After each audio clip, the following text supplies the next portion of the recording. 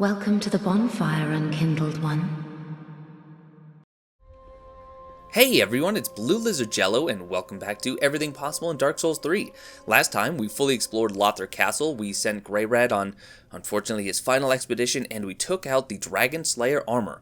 But we are back here in Firelink Shrine with a lot to do, but first I want to actually talk to Patches here, because some of you are actually curious about Greirat's questline because you've heard rumors that if you tell Patches exactly where Greirat went, he can actually save him. Unfortunately, I'm going to show you that that is not true. Hey, what happened to Greirat anyhow? I haven't seen him at all lately.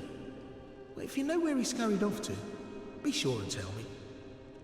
But I need to stock up, and if he's gone and croaked, he'll have left a gold mine. You can tell him or not, and it makes no difference. Off to Lothric, the castle of no return. That old thief's lost it if he thinks he has a chance in there. It's not like he's new to this game. What's got into him? That old thief. He's really lost it this time. And if you pay attention to the way he says those last bits of dialogue, it actually sounds like Patches might truly care about Greirat. But he knows that Lothric Castle, as he said, is a place of no return.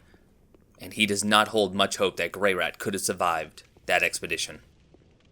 But before we head off to our next area, which is going to be the Grand Archives, let's of course take a look at the gear. We have the Dragonslayer's Axe upgraded to +9 and infused with Raw, which gives us the best damage output at our level. The Isolate Staff. The Sacred Bloom Shield that we picked up in Lothric Castle. The Saint's Talisman, also upgraded to +9. As for our fashion souls, we have the Sunset Helm, the Court Sorcerer Robe, Sellsword Gauntlet, and the Old Sorcerer Boots, and I will admit, the fashion souls looks a lot better from the front than it does the back. For our rings today, we have the Saint's Ring for the extra attunement slot, Magic Stoneplate Ring for the magic defense, Lingering Dragoncrest Ring for the buffs I'll be using, and the Lightning Clutch Ring. Of course, I do have the old standby, the Silver Cat Ring. I've gone ahead and added Lightning Urn just to keep some of the thralls from ambushing us. And if you want to take a look at my stats, here they are now. I should also mention that I did use a Pale Tongue with the Rosaria in order to respec my stats.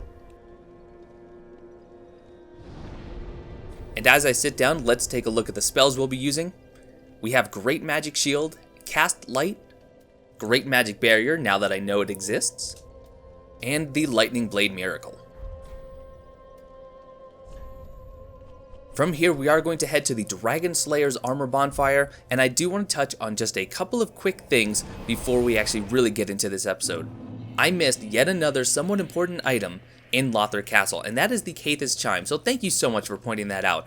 I'm not going to be getting it in this episode, but I will be getting it in the next. Now, just at the bottom of these stairs, turn the corner, and on this corpse, we get a Titanite chunk. The other thing that I want to mention is that there are going to be a few cuts and transitions in this video, and there are a number of reasons. Unfortunately, one of those is that there were issues with the actual video recording itself, so some of these I did have to go back and re-record, but others are that I actually ran past items and had to go back and get them at a later time, which was just very inefficient. I wanted to take the time to point out this statue, which is very clearly a primordial serpent. Whether it's Frampt or Cath or some other unnamed primordial serpent, they are depicted all over Lothric Castle and the Grand Archives, and they are also depicted with wings, almost like they are angelic in nature. Something to think about. We have an elevator shaft here, of course it is not active in typical Dark Souls fashion. And then this corpse over here. If you take a look at the armor and the weapons that they're using, this is Blackhand Gotthard, and we know that because we get the Gotthard Twin Swords. We also get the Grand Archives key off of this corpse.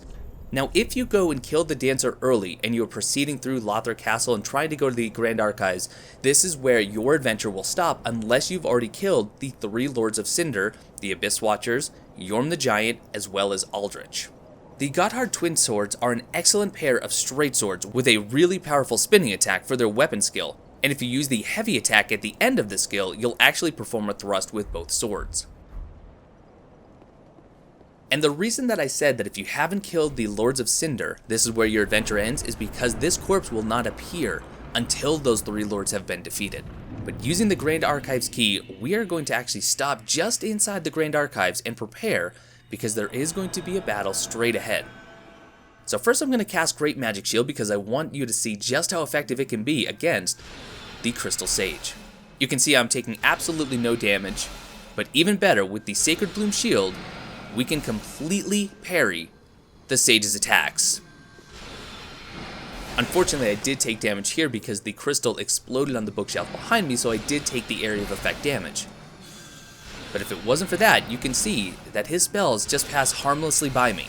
There's only one other shield in the game that can parry spells, and we're going to be picking it up later today.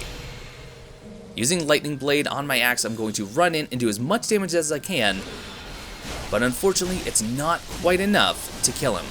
You see, we did get him to about half, but now he is actually going to appear above us, and he can still hit us, so it is a good opportunity now to either get under a structure or to just keep proceeding through the level. This Thrall is actually just a distraction, because another one's going to drop behind you and try to get the drop. Fortunately, he wasn't actually aggroed. This bookshelf right here that seems to be just a bit out of place will be a shortcut for us later. Just keep that in mind. Over here on this corpse, we get our first Titanite chunk, one of many that we'll be picking up. And directly above that spot is a ladder that we can kick down for yet another shortcut. There are quite a few of them in the Grand Archives, which is very useful because it is a bit of a maze. Crystal Lizard just at the top of these stairs will drop a Crystal Gem and a Twinkling Titanite. We see a shiny dead ahead here. Now this is where we have to start being on the lookout for the thralls that are clinging to the bookshelves. They love to get a literal drop on you. Taking care of this waxed enemy with one hit because I still have the Lightning Blade equipped. We have a shiny and we're tempted to go get it, but over and up to the left, we do have our first ambush thrall. Hitting him with a lightning urn. He has very little health left, so we'll just finish him off. On this corpse, we get another Titanite chunk. And here is our first unfortunate transition. You can see, looking at these enemies with the wax on their heads, I'm going to very slowly walk away from them. We'll be killing them momentarily, but instead, I'm just heading for this staircase. Because right at the top of it, we do have a shiny here. And it is a Titanite scale, so from here we can just drop down onto this other staircase. We'll transition back to the other footage. And then right at the top we do have another ambush thrall, using yet another lightning urn, and then finishing him off. And we got a thrall axe for our troubles. Nothing we haven't seen before. And on this corpse, a soul of a crestfallen knight. And now it's time to go deal with all the enemies that have the wax on their heads. But first, I am running back to where I just picked up the Titanite chunk, because if you look at this bookshelf, it's also a little bit out of place, and if you look between them, you can actually see a chest. Keep in mind where this bookshelf is, because the item behind it is extremely valuable.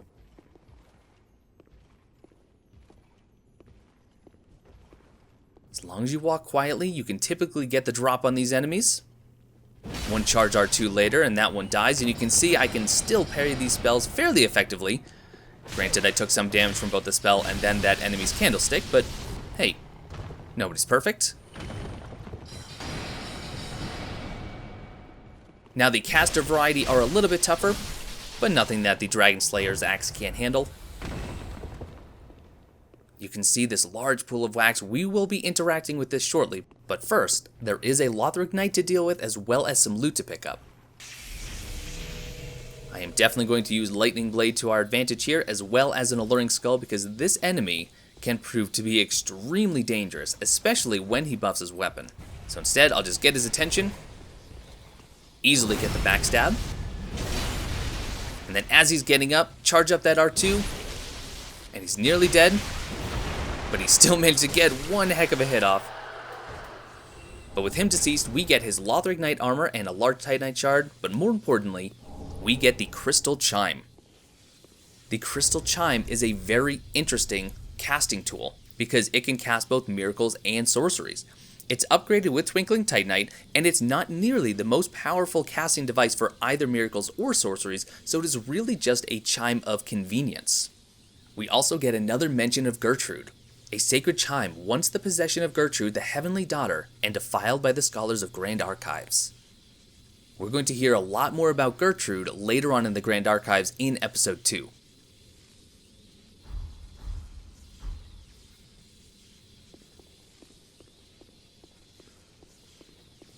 Over here on this corpse on the ledge, we get another Titanite chunk.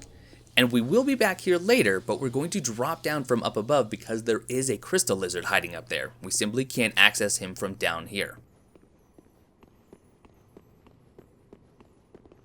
But once again, looking at this pool of wax, but before we dunk our head, I want to show you exactly why you would want to do this. You see, the enemies in this area have all dunked their head in wax for a good reason. And it is because many of the bookshelves, in fact most of the bookshelves, have a horrible hidden mechanic behind them. Because as you can see, these ghostly arms that protrude not only do damage over time, but they also build up your curse meter. And if you don't remember how the curse mechanic works, once that bar fills up to full, you die instantly. There is no way to prevent it once it hits full. But on the flip side, if we simply dunk our head in wax, which apparently has anti-curse properties, we can stand in those bookshelves all we want and we'll be completely safe. We won't take any damage and we won't build up curse. I'm using cast light just because this room is a little bit dark, but we have 2 crystal lizards. If you get really lucky, you can charge this first one like I'm doing, and the second one will be none the wiser.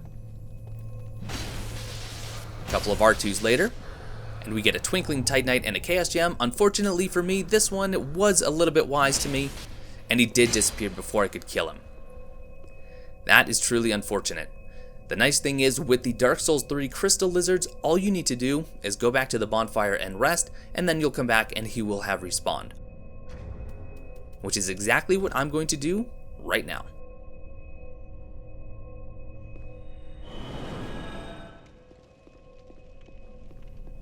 Now that I am back, I like to approach this lizard from the left side of this pillar.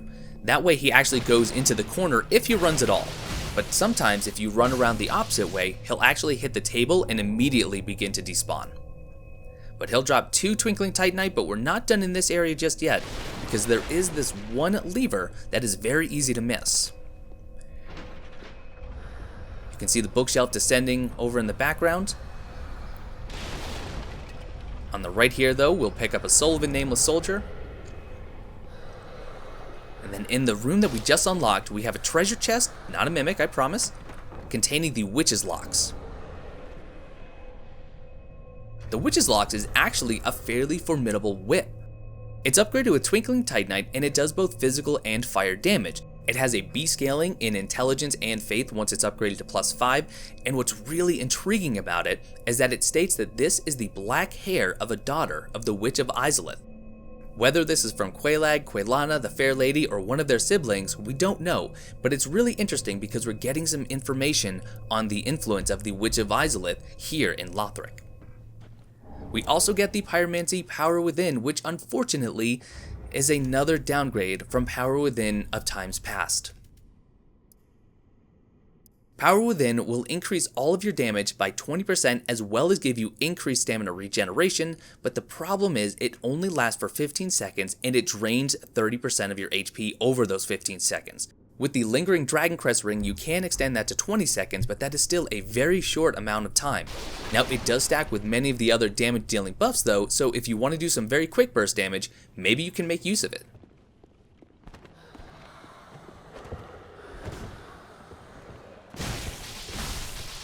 On this corpse we get a Titanite scale, completely ignoring all the hands reaching out for us.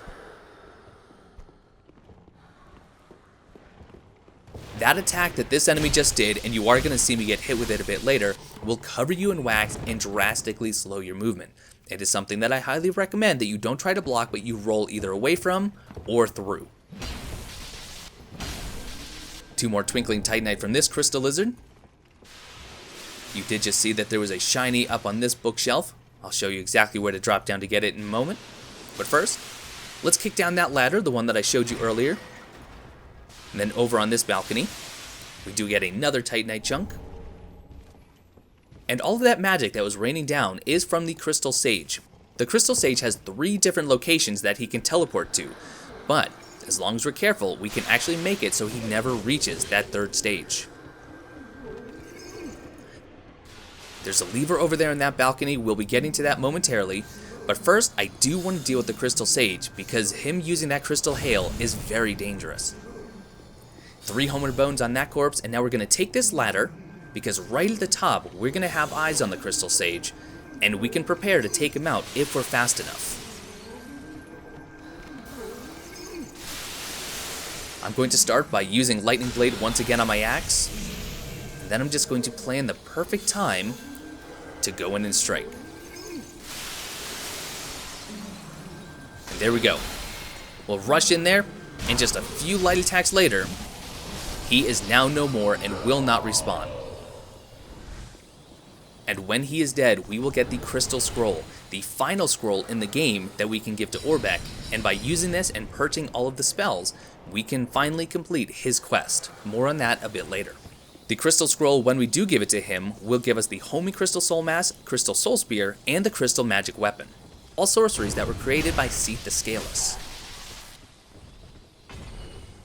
We have a couple of thralls up here guarding another wax pool that we do want because ours has run out.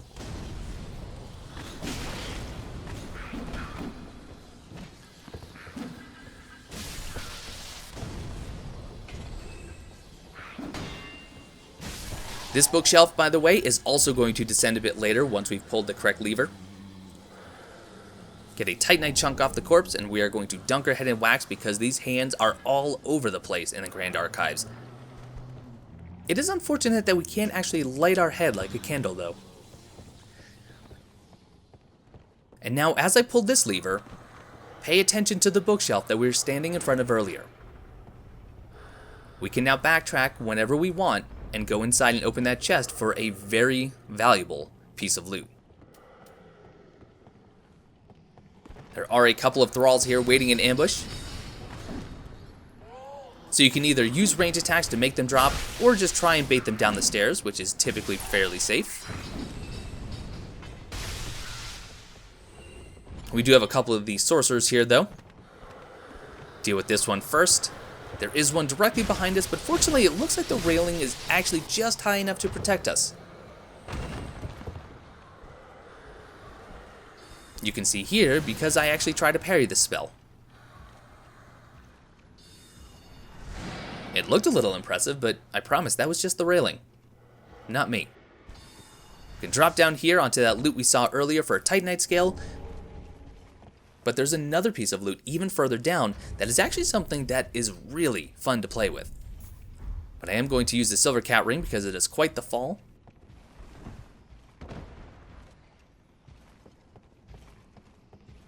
And on this corpse we get the Avalon. Now the Avalon has the shortest range of all the crossbows, but what it lacks in range, it makes up for in damage because it shoots 3 bolts in rapid succession. Now if you have no interest in the Avalon, you can trade it to the crows for 3 Titanite scales, but this weapon can be incredibly effective when used with exploding or splintering bolts, ammunition that we'll be able to buy in unlimited quantities very soon. The downside is that it's a crossbow, which means it has the incredibly stupid tackle skill.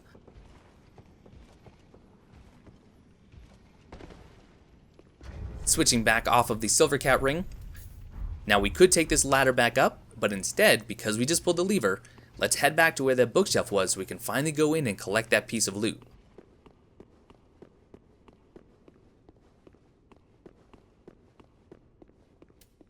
Heading just up the stairs here, and because I did rest at the bonfire to respawn the Crystal Lizard, the Thrall is back. Not much of an issue for us. Chain is curled around, and I don't see it breathing. So we are safe to open it and get a Titanite slab. One of only 8 in the base game.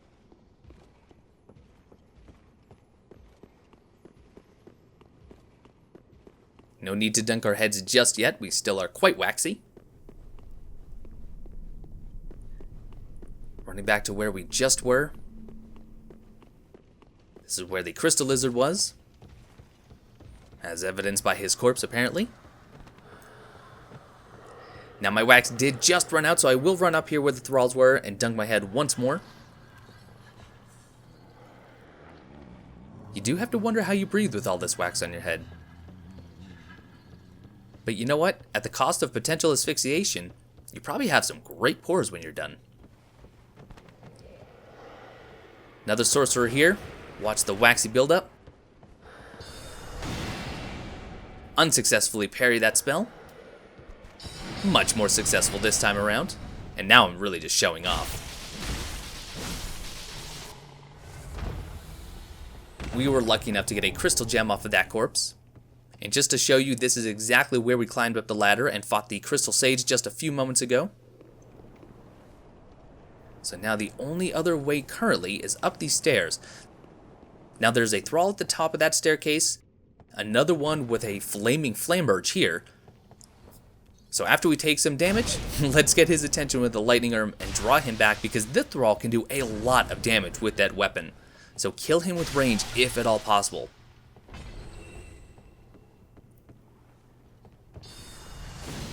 Dealing with that thrall. Get the plunge attack. See, these guys get to have their heads on fire. Why don't I? Not something I've ever complained about in the past, but it seems fitting now. But you can see just how slowly I'm walking now that I've been covered in that wax.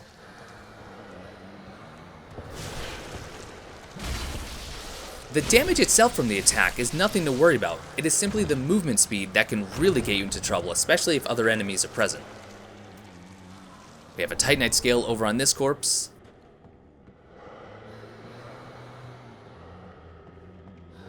You can probably already tell just by looking at this conspicuous looking wall, but it is illusory. We'll be back for that in a moment.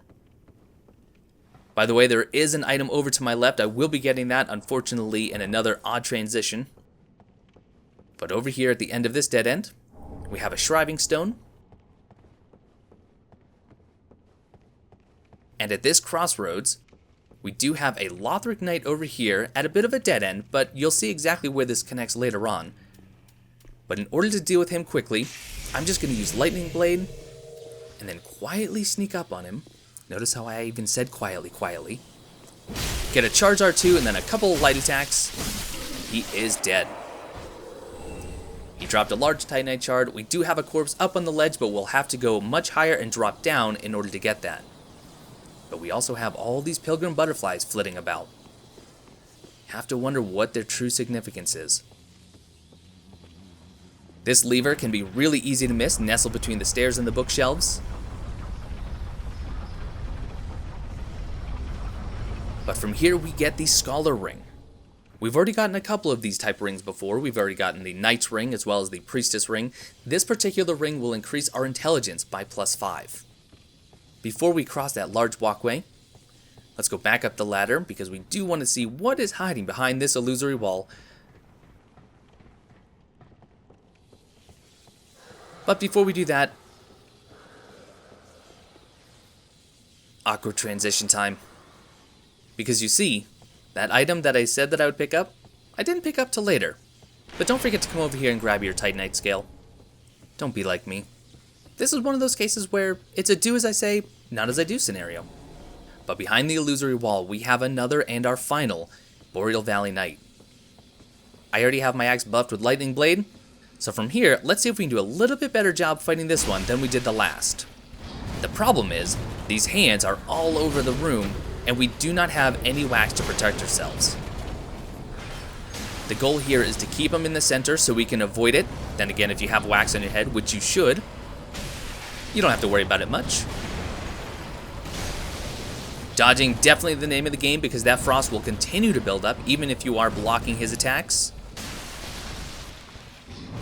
But he isn't too terrible once you have a powerful enough weapon, and we get the entire Outrider Knight armor set, which, as you can probably imagine, has incredible frost resistance. Might be useful in the Ashes of Ariandel. On that corpse sitting in the chair, we get the Soul Stream Sorcery.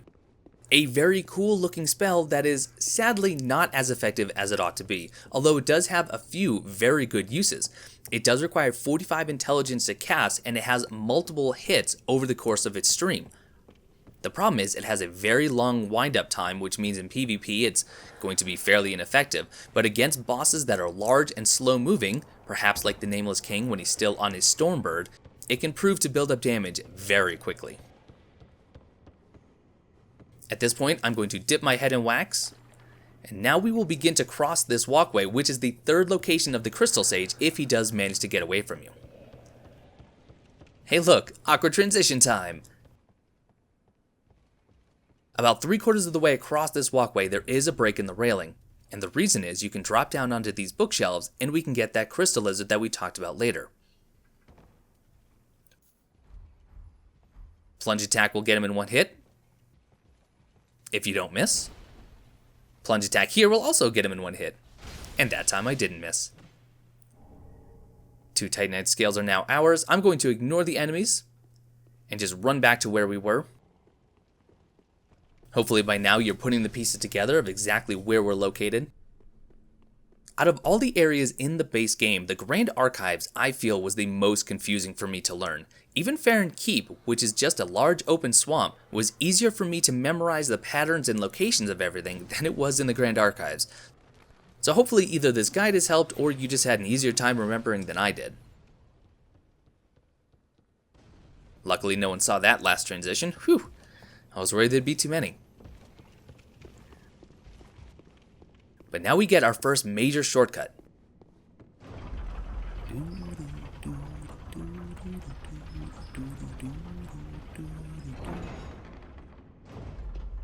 At the bottom of this elevator, this is not the one that we saw from the bonfire, but we can pull this lever, lower the bookshelf, but now we're looking into the very first room of the Grand Archives, the one where we first encountered the Crystal Sage.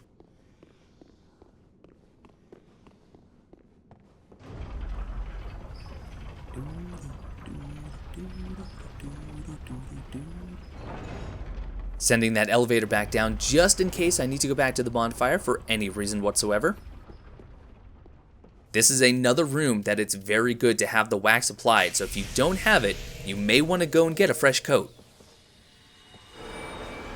Using Lightning Blade as well as Great Magic Barrier because I am expecting to take some magic damage from these enemies. There are 4 of the casters in this room. You can see here that I took very minimal damage even from the time that I actually took those bolts directly in between the parries.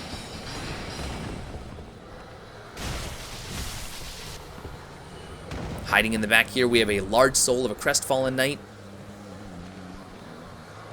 But over here, behind these tables, this one chair that's pushed out further than the rest, there's going to be a familiar body there later on. 3 Titanite scales in this chest, of which is not a mimic. You probably have figured that out by now. At the top of the staircase, we do have this crystal lizard. Fortunately, he doesn't have too far to run, so even though I missed with that second hit, we can clean up there and get a Twinkling Titanite and or a Fine Gem. And in the back, we get the Flesh Bite Ring. Now, we've collected several of these bite rings before, but this one in particular will increase your poison, bleed, frost, and curse resistance all by 40. Which is no small increase. We are beginning our rooftop section of the Grand Archives.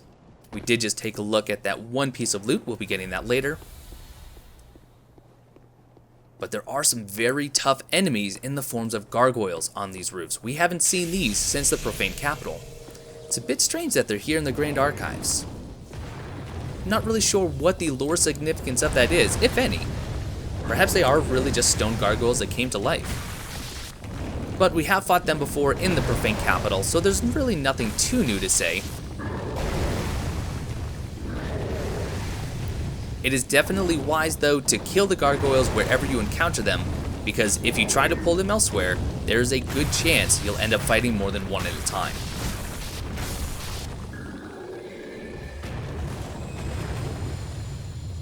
Over on this corpse, we get a Titanite chunk. And as we begin to skirt this wall, you can see just how expansive Lothric really is. That lower section we will be going to momentarily.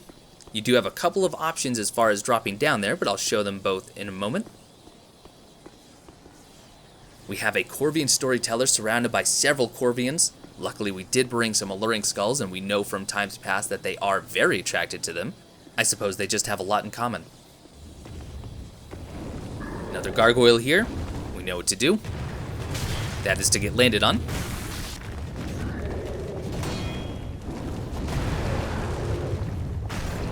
Unfortunately, this is another case where the camera is quite often your biggest enemy.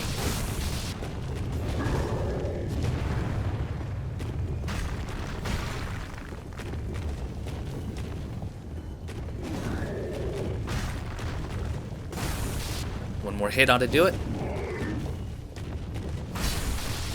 There we go, that gargoyle is now dead. And now we are going to grab this shiny, which is a Soul of a Weary Warrior.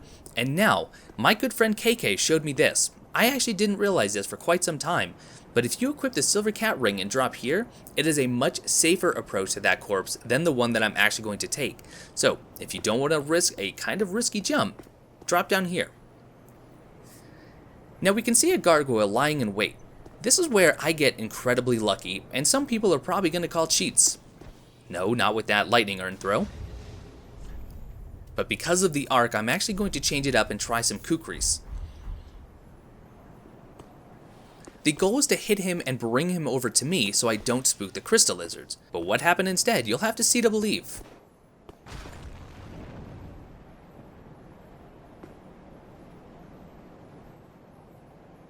And he was never heard from again. But that is just fine with me because we have 2 crystal lizards here and it's very difficult to get both of these. If you have any suggestions on how to get both of them without one disappearing, please let me know. Because this tactic that I use, while it works, I don't think I could ever recreate it. We chase that one to get the plunging attack, get a Twinkling Titanite and a heavy jump, but this other one seems to have escaped only to die from fall damage. And from him we get a Twinkling Titanite and a sharp gem. Had I not actually hit him with 2 lightning urns, he would have survived that fall and probably gotten away from us. But now I want to prepare to drop down and fight all these Corvians, but instead of dropping anywhere near them, I'm going to get fairly far away, that way I don't attract them right away. Equipping the Silver Cat Ring to negate all fall damage. You can see here we do have a corpse, and this is the jump that I said can be quite risky, but we'll go back to it in a moment. And now to prepare, Lightning Blade on the Dragonslayer's axe. Heal up to full, and throw an Alluring Skull way over top of them. And now we just charge in and, well, just go nuts. Alluring Skulls don't last forever.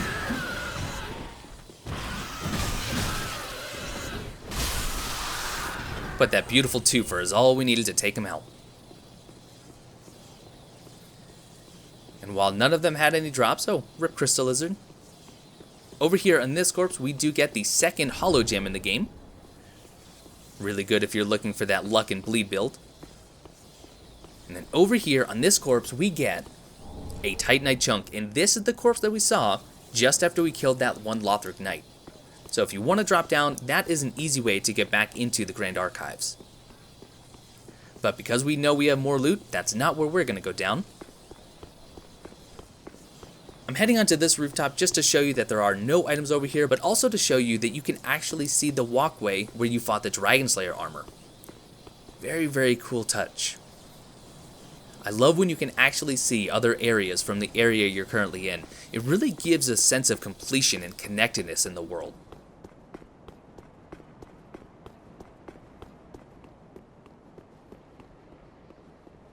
Heading back to the area where I said we were going to make that risky jump. But, as I already stated, if you're not comfortable with this jump, and I don't blame you because it can be a bit tricky, just perform that drop that I showed you earlier, the one that KK showed me. Line it up carefully. Jump. Take a little bit of damage, but now take a look at the corpse, because this is no ordinary corpse. This, my friends, is the late great Greirat. We do get Greirat's ashes though, and we can hand these into the Shrine Handmaid. Not only will we get his full inventory, but he was also able to find 6 more Ember, 6 more Alluring Skulls, Lightning Urns, Splintering, and Exploding Bolt that we can now buy from the Shrine Handmaid. Rest in peace, my friend. 3 more Titanite Scales on this corpse. Looking up above, this is exactly where you can drop down safely. We just walk off here, head back into the archives, and we're going to make our way back across this walkway and back onto the rooftops. I do want to say this about the layout of the Grand Archives. I do think that it is clever in the way it's designed, but at the same time, I feel like it's almost a little bit too much. There are a lot of shortcuts, a lot of switchbacks, but there's also a lot of doubling back on yourself if you want to do and get everything in the area. I prefer areas that, even though they're complex and maybe hard to memorize, once you have it down, you can actually optimize a route that prevents a lot of the running back that I see here in the Grand Archives. Let me know how you feel. Do you like actually doing a lot of backtracking like you have to do in the Grand Archives, or do you prefer a more straightforward approach?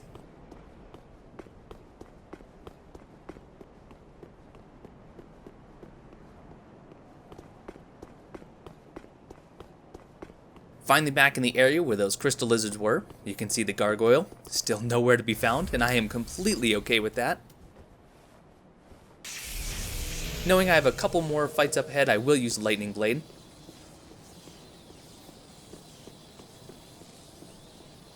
Heading across this rooftop. Here's the item that we saw just a moment ago. We get a Titanite chunk, a great view of the eclipsed sun, and another gargoyle.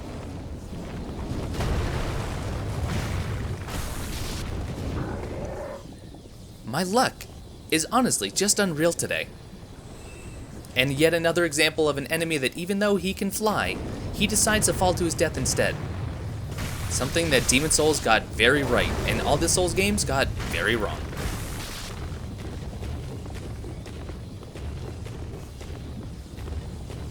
Granted, maybe they're only capable of very short flight. I mean, they are very heavy. Their weight to lift ratio would be staggering. It was too much to hope that this one would also do the same. But only a couple more hits ought to take him out. There we go. The rooftops are now completely clear of gargoyles, as they should be. Well, except for these ones that are stuck to the walls and do not come alive, thankfully.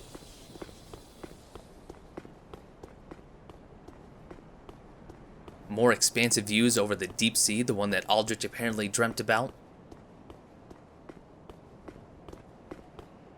We could have equipped the Silver Cat Ring to avoid any fall damage, but we'll make up for it by impressively parrying most of these spells.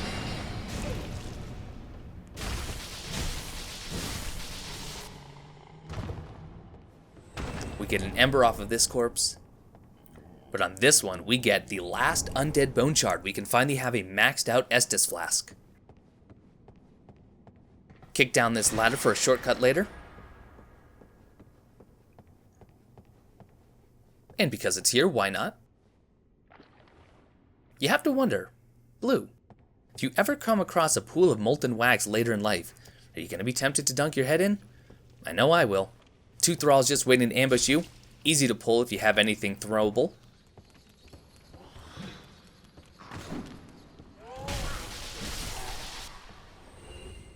Also easy to miss if you have anything throwable.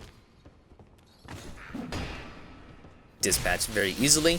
We do have another Lothric Knight up ahead, this one with an Ultra Greatsword. Taking care of him quickly is going to be vitally important because he will buff his blade and he can do a lot of damage very quickly. But fortunately for us, unfortunately for him, he is facing away. So getting that charge R2 followed by some light attacks, and he is dead. We actually get the Lothric Knight Greatsword and a large Titanite shard, and then looking up above, we have one of those odd worm-type enemies that we saw in the Cathedral of the Deep. But there's also a large birdcage? We'll see that next time. 2 Titanite chunks out here on this ledge. But now just a little bit of backtracking.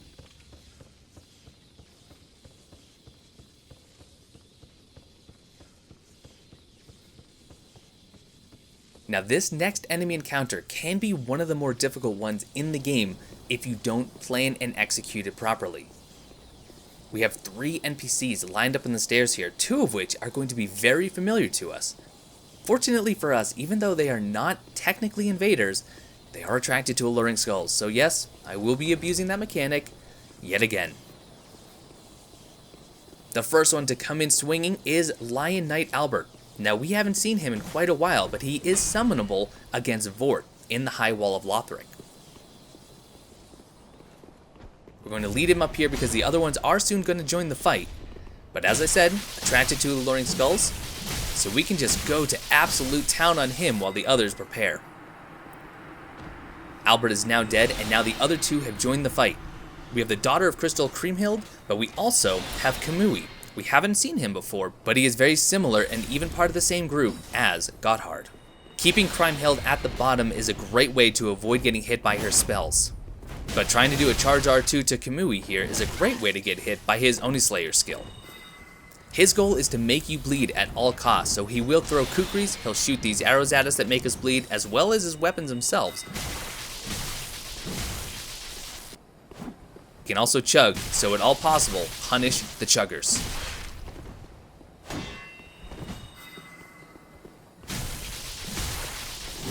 Caught him in a roll there. Now lastly, we just have the daughter of Crystal. We'll get her attention with the alluring skulls. Now keep in mind, even though she might pay attention, the homie soul masses, they do not. Now why oh why didn't I take this opportunity to show off my parry skills again? I just don't know. I apologize. But with her dead, the 3 NPCs are now defeated, and we can get all of their loot. The Sage's Crystal Staff from Kriemhild, the Golden Wing Crest Shield from Lion Knight Albert, and then the paired weapons Onikiri and Ubadachi from Kamui. Now let's take a look at each of these. The Sage's Crystal Staff is upgraded with Titanite scales, and its steady chant is the best in its class. It'll increase your sorcery damage by 40%. This can actually be really useful in the offhand to buff your sorcery damage, but then actually cast the sorcery with the Court Sorcerer's Staff.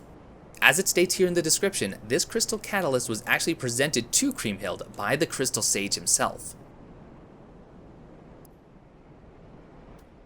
We also have the Golden Wing Crest Shield. This is the other shield that is capable of parrying spells. However, this shield actually offers 100% physical damage reduction as well as 75% magic reduction, which is excellent. It is upgraded with Twinkling Titanite, and also when you kill Lion Knight Albert, the Faram armor set which he was wearing will now be available for purchase at the Shrine Handmaid. And then we have the Onikiri and the Ubadachi. Another paired set of weapons that do belong to the Black Hand, just like we saw with the Gotthard Twin Swords.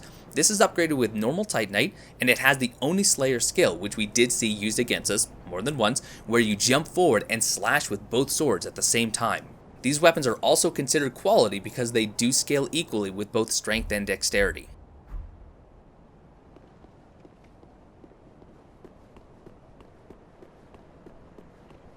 On the staircase, we do have a large soul of a crestfallen knight. And then from here, we have 2 options. Go up the staircase and proceed to the end of the level and go and fight the Twin Princes, or head down this elevator and leave, like a coward. Guess what we're doing?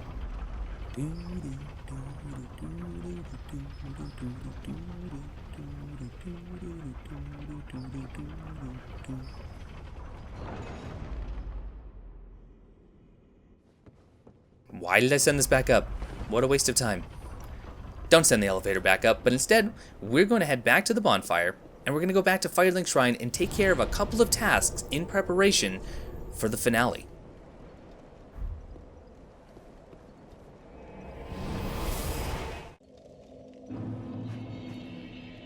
Once back here in Firelink Shrine, our first stop is going to be to our good friend Orbeck, because we do have the final scroll he's been looking for. Back again, I thought. Unfathomable. This is a crystal sorcery, created by the Pale Dragon, thought only to exist in legend. I am ever grateful to you. This is truly sublime. I am afraid this is a debt I cannot repay, only I will be sure to unravel it for you. Just a moment. Once again, giving him the Crystal Scroll will unlock Homing Crystal Soul Mask, Crystal Soul Spear, and Crystal Magic Weapon, and we are going to buy all of them because we need to do that in order to complete his quest line.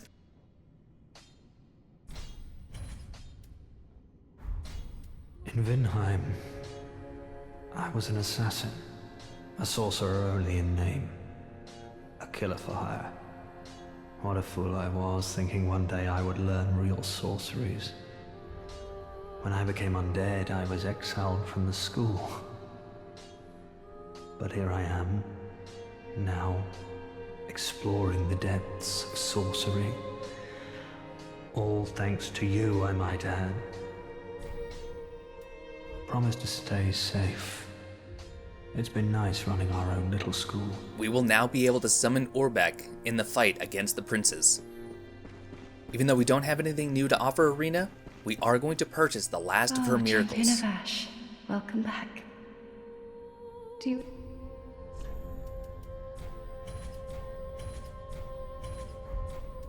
I was not meant to be a firekeeper, but I am honored to serve you beside the bonfire. The gods are ever merciful. My gratitude lies with them and with you. I am yours now. Your wish is my command.